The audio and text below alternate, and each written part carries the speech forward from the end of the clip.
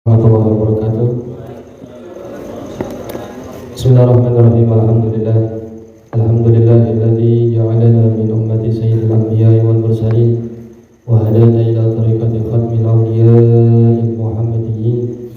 Asyhadu an la ilaha illallah wahdahu la syarika lah wa asyhadu anna sayyidana wa maulana nabiyyana Muhammadan abduhu wa rasuluhu la nabiyya wa la rasula ba'dahu. اللهم صل على سيدنا محمد الفاتح لما أغلق والخاتم لما سبق ناصر الحق بالحق والهادي إلى صراطك المستقيم وعلى آله حق قدره ومقداره العظيم. اللهم صل وسلم وبارك وكرم وعظم على سيدنا وحبيبنا وشفيعنا وكريمنا نبينا محمد وعلى آله الطاهرين الطيبين وأصحابه غر الميامين ومن تبعهم بإحسان إلى يوم الدين. أما بعد فيا عباد الله أوصيكم جميعا ونفسي بتقوى الله وبدعاء رسول الله صلى الله عليه وسلم فقد فاز المتقون. رب اشرح لي صدري ويسر لي أمري واحلل عقدة من لساني يفقهوا قولي. Alhamdulillah, bersyukur kita kepada Allah Subhanahu wa taala yang dimana malam hari ini kita semua masih diberikan nikmat sehat walafiat, terutama nikmat iman wal Islam, sehingga pada kesempatan yang baik ini kita bisa berkumpul di tempat yang insyaallah diberkahi Allah Subhanahu wa taala. Mudah-mudahan yang berkumpulnya kita di tempat ini segala dosa-dosa kita diampuni oleh Allah Subhanahu wa taala. Segala hajat dunia akhirat kita semoga senantiasa diijabah oleh Allah Subhanahu wa taala. Dan mudah-mudahan ibadah puasa kita diterima oleh Allah Subhanahu wa taala dan diberikan pahala yang berlipat-lipat oleh Allah Subhanahu wa taala. Amin ya rabbal alamin. Salawat dan salam senantiasa kita curah limpahkan kepada panutan kita yaitu Habibuna wa Nabiyuna Muhammad sallallahu alaihi wasallam, kepada para keluarganya, para sahabatnya, dan mudah-mudahan kita semua menjadi umat kecintaan dan kebanggaannya Rasulullah sallallahu alaihi wasallam. Amin ya rabbal alamin. Yang saya hormati dan saya muliakan ikhwan wal akhwat rahimakumullah, kita lanjutkan kembali kitab Madza fi Ramadan, yang mana kita masih membahas tentang adab berpuasa. Bismillahirrahmanirrahim. Qala al-musannifu rahimahullahu ta'ala amin. As-sabi'u, adab berpuasa yang ketujuh, al-iftaru ala rutabin au tamrin au ma'in lima ruwiya anhu alaihi salatu wassalamu annahu kana yuftiru qabla an yusalli ala rutabatin fa in lam yakun fatamaratin fa in lam yakun hasawatin min ma'in. Akhrajahu Ahmad wa Abu Dawud. Adab berpuasa yang ketujuh yaitu ketika berbuka upayakan berbukanya dengan rutab. Nah, rutab itu artinya kurma yang basah, itu namanya rutab. Kurmanya basah, rasanya manis, itu rutab. Tapi juga ada yang mengatakan rutab itu kurma muda, kurma yang masih mentah. Nah, itu perbedaan secara ini aja sebetulnya. Atau tamrin, kurma. Nah, kalau tamrin itu kurmanya kurma kering. Nah, jadi kalau rutab basah, kalau tamrin, tamar itu kurmanya kurma kering. Nah, jadi kurma kering itu kayak ajwa dong. Nah, ajwa tuh masuknya tamar kering. Beda dengan rutab. Rutab itu ya basah. Aumain, atau bukanya pakai air. Nah, jadi ini ditartib ya sebetulnya.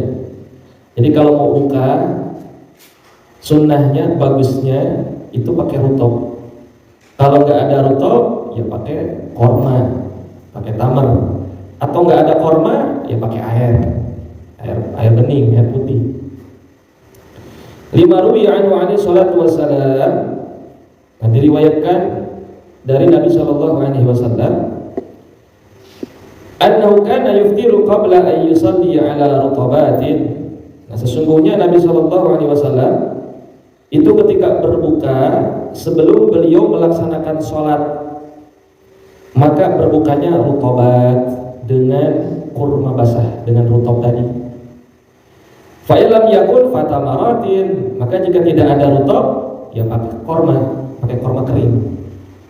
Fa'ilam yakun hasawatin min ma'in, maka jika tidak ada, ya teguklah beberapa air begitu. Nah, berarti ini litartib ya. Nah, jadi kalau sekiranya nggak ada rutob, ya boleh pakai korma kering. Nggak ada juga, ya pakai air dah. Itu udah paling mentok itu. Udah paling mentok ya. Nah, di sini riwayat Imam Ahmad dan Imam Abu Dawud. Wa qali sallallahu alaihi wasallam, dan sabdanya Nabi sallallahu alaihi wasallam,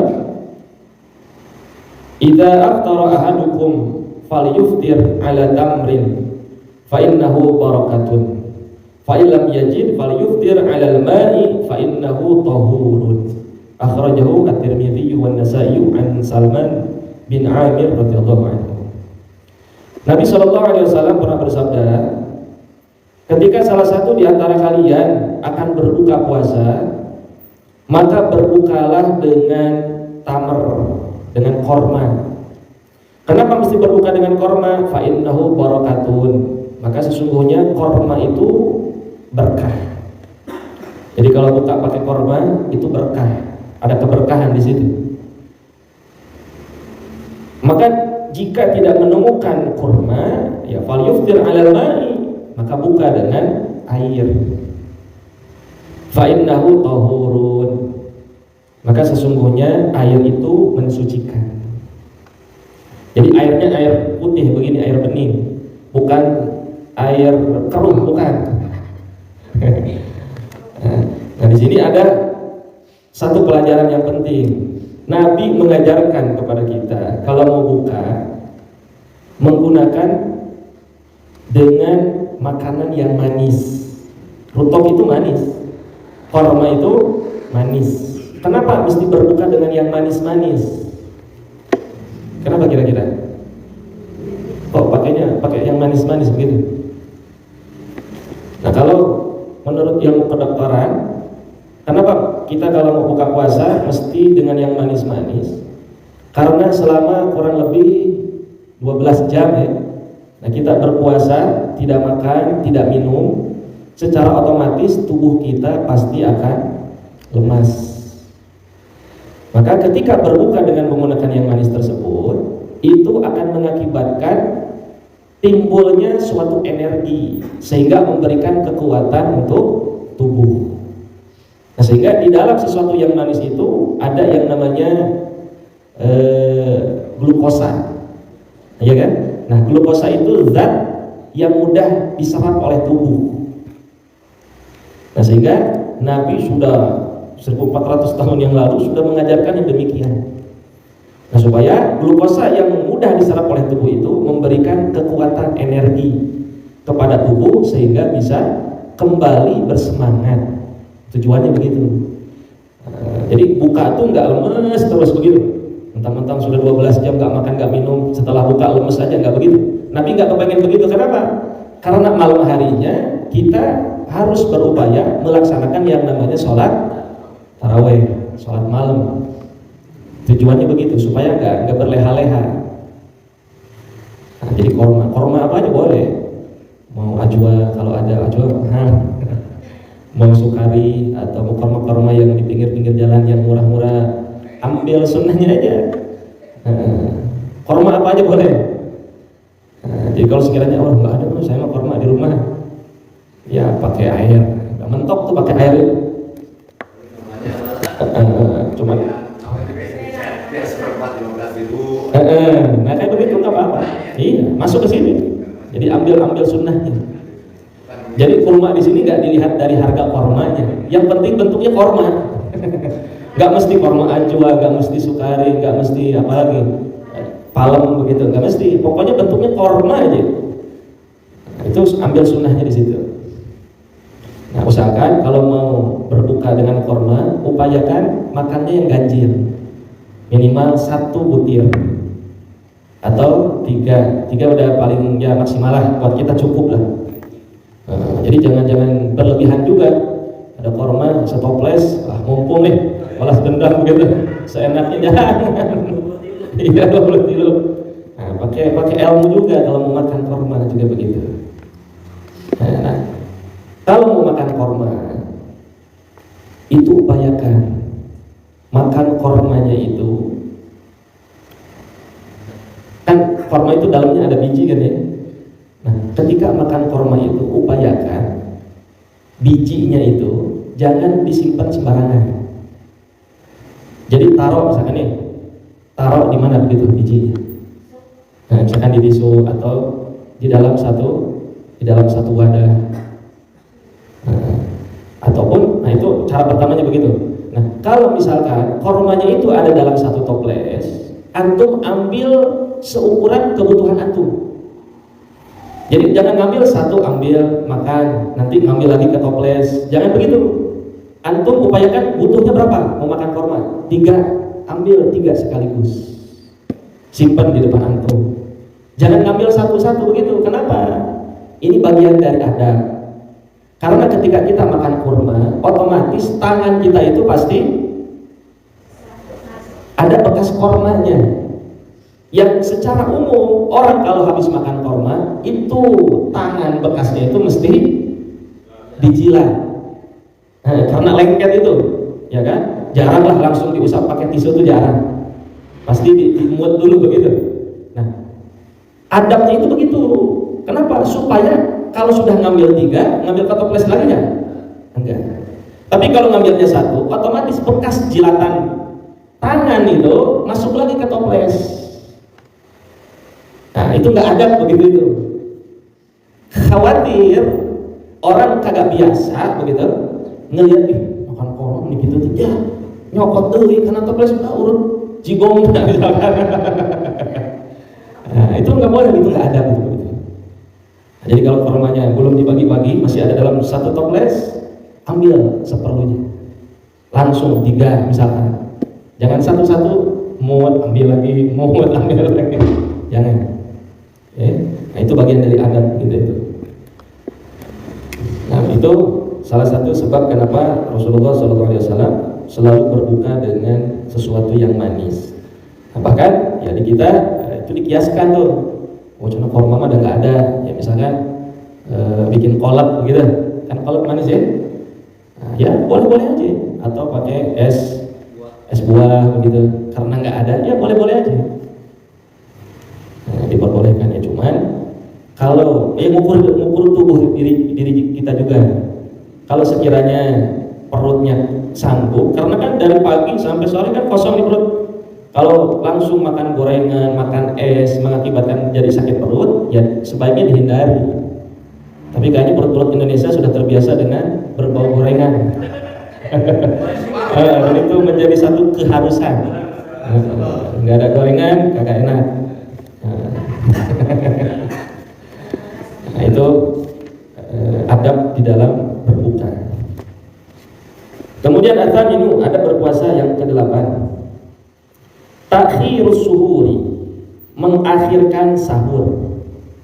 Lima ruwi an Anas wa an Zaid bin Thabit radhiyallahu anhuma annahu kana baina suhuri Rasulillah sallallahu alaihi wasallam wa baina salatihi qadru 50 ayatan, muttafaqun alaih.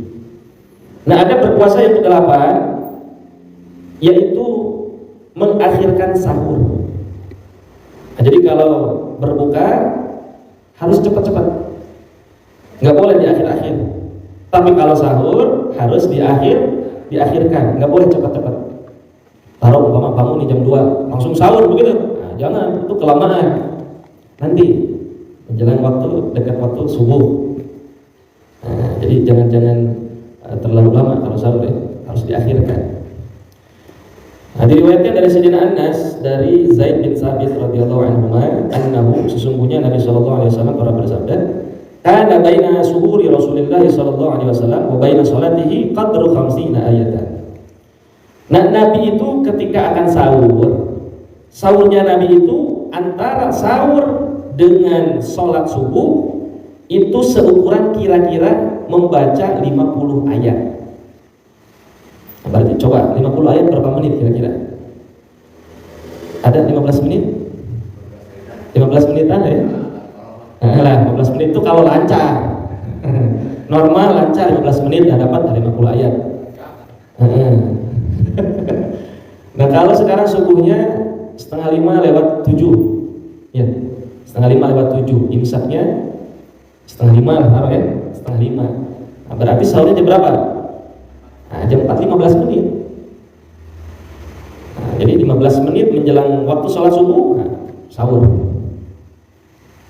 Nah kalau Nabi sahurnya seperlunya Nabi, nggak kayak kita sahur itu udah nasi habis sepiring, masih kurang aja. Oh ayah es buah sahur, ayah kolak, ayah susu, aduh sehingga 15 menit nggak cukup sahur model antum begitu itu, mesti 3:30.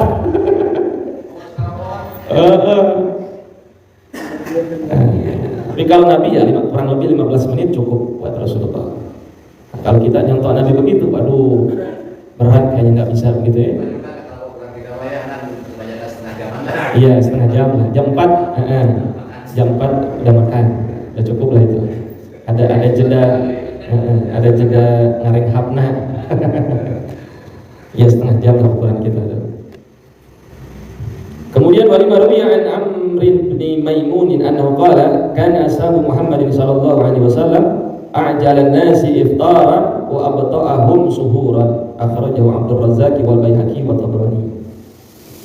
Nah diriwayatkan dari Sayyidina Umar bin Maimun, sesungguhnya Nabi sallallahu alaihi wasallam pernah bersabda bahwasanya para sahabatnya Rasulullah sallallahu alaihi wasallam a'jalan nas, orang yang a'jalan nas iftaran, orang yang paling buru-buru untuk berbuka. Nah, jadi para sahabat Nabi itu a'jalan nasi iftaran, orang yang paling buru-buru untuk berbuka. Jadi kalau sudah masuk waktu adzan maghrib, waktu maghrib, buru-buru untuk buka. Jadi nggak nunggu selesai adzan maghrib, selesai dulu dah adzan maghribnya. Enggak, ketika berkumandang adzan langsung berbuka. Wa abta'ahum suhuran, dan juga para sahabatnya Nabi itu orang yang selalu melambatkan sahur, mengakhirkan sahur. Itu para sahabat itu, karena para sahabat itu orang yang selalu berupaya mencontoh kepada Rasulullah sallallahu alaihi wasallam. Jadi para sahabat Nabi ini orang yang paling mulia, orang yang paling luar biasa, sehingga apapun yang dikerjakan Nabi berupaya sahabat Nabi itu bisa mengikuti kepada Nabi sallallahu alaihi wasallam. Nah, jadi itu penting begitu ya. Jadi upayakan kita kalau mau puasa sahur, karena sahur itu meskipun hukumnya sunnah tapi ada keberkahan. Tasahharu fa inna fis sahuri barakah. Jadi ada keberkahan di situ. Ya, jadi jangan malas buat sahur itu. Hatta seteguk air pun, minum seteguk air sudah dikategorikan sahur. Ya, jadi upayakan bangun, makan ataupun minum. Itu penting sahur itu, supaya kita berpuasanya tubuh kitanya kuat. Ya, meskipun ya jangan merasa tenang lah, saya mau sahur oke pasti kuat, jangan. Tetap upayakan sahur. Kemudian atas yang ada berpuasa yang ke-9, Allah yastaqbila Ramadan bi shaumi yaumin aw yaumaini qablahu.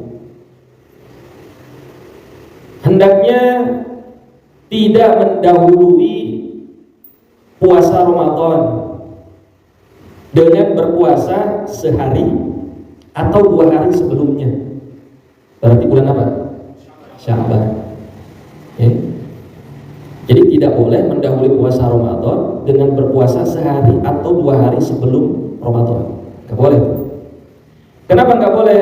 Liqauli sallallahu alaihi wasallam, karena ada sabda Nabi sallallahu alaihi wasallam, la yataqaddamanna ahadukum Ramadana bi shaumi yaumin aw yaumaini illa an yakuna rajulun kana yasumu shaumahu falyasum dzalikal yauma. Rawahul Bukhari wa Muslimun wa ghairuhuma. Nabi SAW pernah bersabda, janganlah salah satu di antara kalian itu mendahului Ramadan dengan berpuasa sehari atau 2 hari sebelumnya, illa kecuali bagi seseorang yang dia terbiasa puasa pada hari itu. Jadi kalau nggak biasa puasa sebelum Ramadan, sehari atau 2 hari sebelum itu nggak boleh puasa. Terlebih umpama selama bulan Sya'ban antum nggak pernah puasa dong. Tahu-tahu mau puasa di ujung Sya'ban, nggak boleh. Tapi bagi orang yang terbiasa, terlebih dari awal Sya'ban sudah puasa, nisfu Sya'ban puasa, menjelang akhir Sya'ban puasa, bahkan sampai detik-detik menjelang Ramadan, itu diperbolehkan khusus bagi orang yang sudah terbiasa berpuasa. Kalau tidak terbiasa, tidak diperbolehkan. Nah, maka bagi orang yang berpuasa, yang sudah terbiasa berpuasa, falyasum dzalikal yaum, maka berpuasalah pada hari itu. Itu bagi orang yang terbiasa. Kalau enggak, ya enggak usah.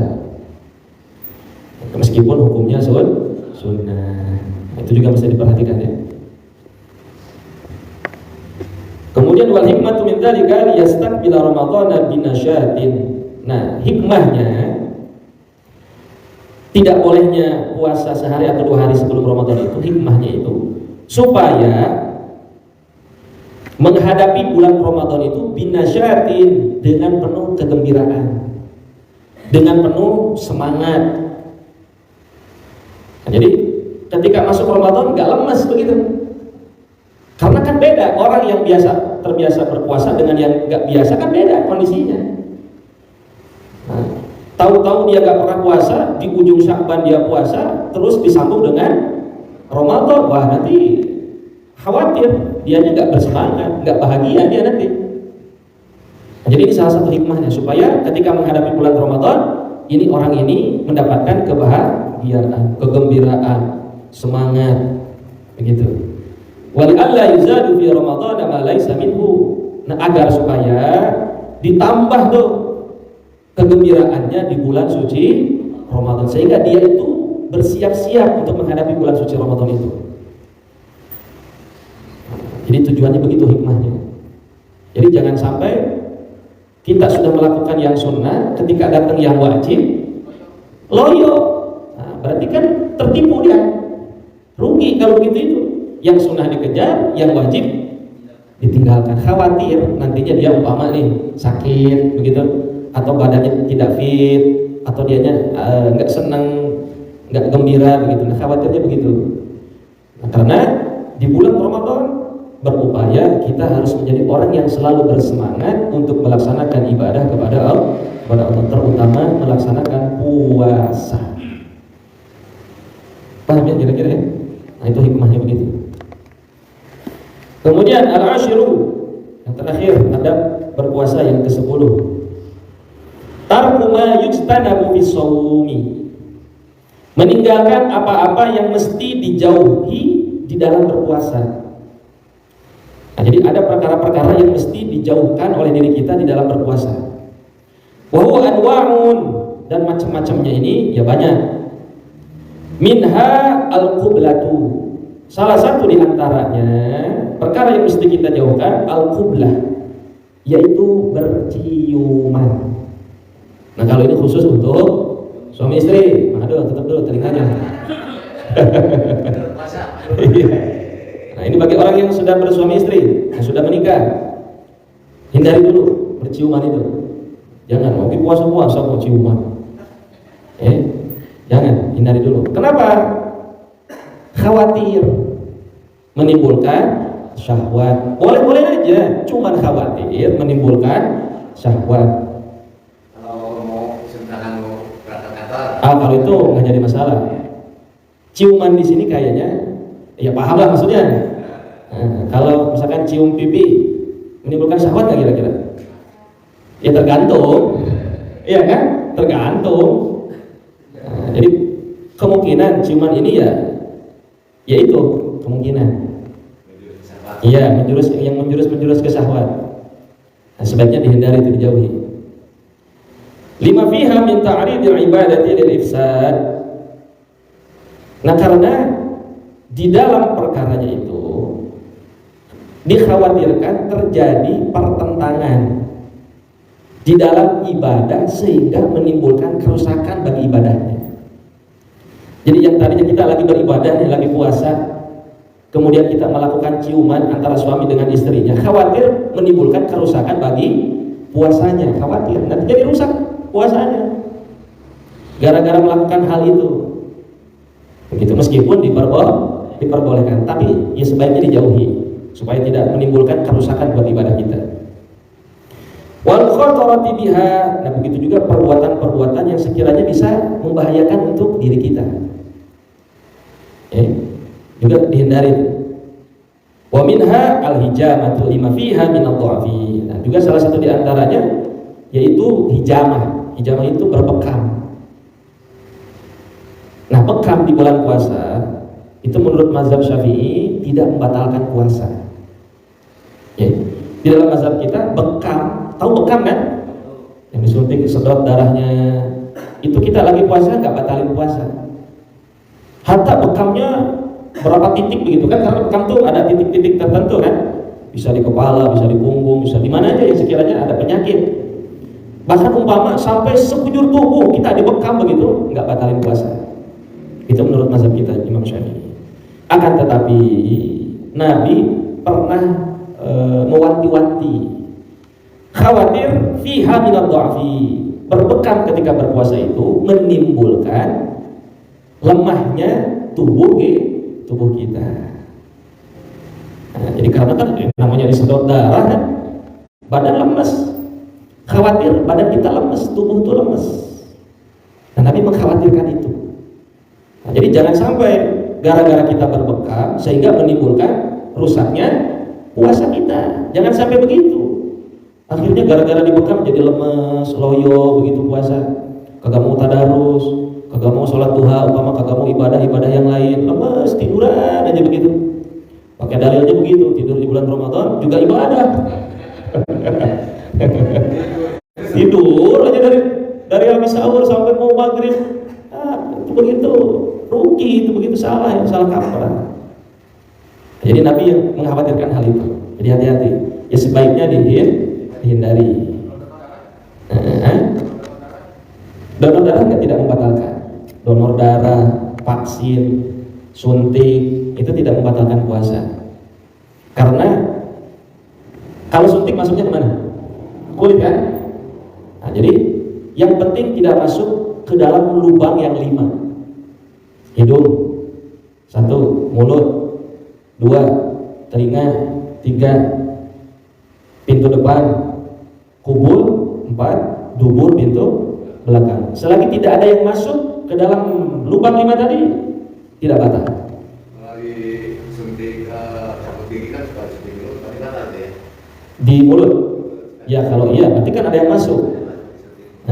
Ataupun umpama kayak vaksin, taruh vaksin corona kan ada yang dimasukkan ke hidung tuh, batal itu. Yang ditajos kan? Apa namanya? Swab. Karena nggak pernah saya swab. Terus yang ketahuan ya. Nah itu batal tuh kalau vaksin yang ke hidung tuh masuk. Karena ini bagian dari lubang, nggak boleh. Jadi kalau sekiranya ada sesuatu yang masuk ke dalam lubang 5, batal. Patokannya gitu aja. Donor enggak, suntik enggak. Cuman kalau sekiranya tidak darurat begitu, ya misalkan apa yang bisa disuntik apa sih, penyakit apa? Yang bisa disuntik penyakit apa kira-kira? Nah, misalkan panas dingin begitu. Sekiranya ada obat selain mesti disuntik, ya cari alternatif yang lain dulu lah. Jadi itu alternatif terakhir aja suntik mah, meskipun dia tidak membatalkan. Ya. Jadi jangan menimbulkan pertentangan sehingga merusak puasanya. Jangan ya. Nah, balik lagi hijamah tadi, fayastafqilul ibadah, sehingga memberatkan ibadah tuh. Karena kalau badan lemas pasti berat ibadah. Malas kok ibadah ngapain? Iya kan? Namanya puasa itu kan lemes. Udah sahur aja kan lemes kan? Nah, terlebih umpama apalagi sampai dibekam, disedot darahnya, khawatir lemes ya nanti berat buat ibadah. Nah, Nabi nggak mau begitu tuh. Terkecuali kalau antum dibekam nggak lemes, silakan. Enggak kok, saya tetap kuat. Habis dibekam juga ya silakan kalau mau begitu. Cuman ya secara umum orang dibekam itu mesti lemes karena terkuras darah meskipun yang terbuangnya darah kotor. Di kita sudah jarang ya. hijama bekam tuh sudah mulai ditinggalkan gitu. Kalau satu buat ini hampir nggak, kalau lebih dari itu. Oh lebih dari itu ya. Ya kalau satu titik umpamanya ya kira-kira aja silakan. Nah itu ya. Kemudian wamin hal mubalaghatu fil istinsyaqi fil wudu. Nah, juga salah satu di antaranya perkara yang mesti dijauhi yaitu berlebih-lebihan di dalam beristinsyak ketika wudu. Nah istinsyak itu apa? Menghirup air ke hidung. Jadi antum ngirupnya nih sedot lebih kaliur gitu, sirah teh umpama. Nggak boleh berlebihan itu. Nanti bisa membatalkan. Makanya kalau lagi puasa ya boleh ngirup, tapi ngirup sedikit aja ya. Nggak usah berlebihan bikin nyerang gitu sampai kepala sakit gitu. Jangan. Khawatir nanti batal puasa. Itu juga mesti diperhatikan tuh istinsyak ketika wudu. Ya kalau mau aman ya wudu membasuh hidung kan sunnah. Ditinggalkan pun nggak apa-apa. Yang rukun-rukun aja. Iya, khawatir kalau sekiranya masuk air tuh. Kumur-kumur juga nih umpama. Nanti kalau mama sieun asup cair misalkan ketelan, ya hindari aja, tinggalin. Makanya kumur-kumur jangan pegang. Iya kan? Ngomong puasa supaya leungit hausna. Nggak boleh begitu itu. Kumur boleh ya langsung buang sekedarnya aja. Jangan lebih kali kobok terus. Ya. Khawatir ketelan gitu. Dihindari sekiranya menimbulkan pertentangan dihindari. Ya. Lima fi dzalika minal mukhatarati bil ibadati wa ta'ridha lil ifsad. Oleh karena ini perkara-perkara ini dari perbuatan-perbuatan yang berbahaya di dalam beribadah sehingga menimbulkan pertentangan sehingga puasanya akan rusak, menimbulkan kerusakan bagi puasanya. Jadi yang tadi meskipun boleh, perkara-perkara itu boleh, dan cuma daripada menimbulkan pertentangan, daripada menimbulkan kerusakan dalam berpuasa, sebaiknya dihindari. Kemudian waminha aswaku ba'da zawali. Nah, begitu juga salah satu di antara perkara yang mesti dijauhi adalah bersiwak ba'da zawal, setelah zawal. Zawal itu setelah tengah hari tuh. Ba'da zuhur sebaiknya dihindari. Nah, karena menurut mazhab kita Imam Syafi'i, bersiwak setelah zawal waktu zuhur sampai menjelang maghrib hukumnya makruh. Hukumnya makruh, sebaiknya dihindari. Tapi juga ada sebagian ulama yang tetap bersiwak setelah zawal, setelah ba'da zuhur. Cuman bersiwaknya tidak seperti biasanya, hanya sebatas menempelkan siwak ke gigi. Sudah cukup.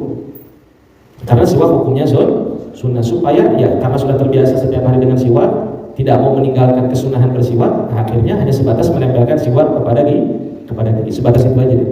Itu boleh. Tapi secara hukum ya makruh dari zawal sampai maghrib jangan bersiwak, sikat gigi pun nggak boleh, apalagi pakai odol begitu. Makanya bagusnya habis sahur, sikat gigi tuh bersihin. Jangan nanti aja lah bangun tidur sikat giginya, jangan. Karena kadang-kadang kan namanya pasta gigi itu kan ya, kalau itu nggak enak ke mulut, iya kan? Nah, mulut nggak enak itu. Nah, jadi usahakan sebelum waktu adzan subuh udah sikat gigi sehingga masih bisa minum, dibersihkan mulut. Jadi enak. Kan kadang-kadang suka garing gitu kan, nah, supaya tidak kering itu. Li'annahu yuzilul khuluf. Nah, karena sesungguhnya bersiwak itu ya supaya menghilangkan perbedaan lah ya. Jadi supaya menghilangkan khilafiyah begitu. Ya upayakan hindari aja dah. Kita nggak bersiwak. Tapi kalaupun tetap mau ya silakan. Tapi hanya sebatas itu aja. Nempel aja, jangan kayak biasa. Nempel di gigi aja. Udah cukup itu, udah dapat sunnahnya.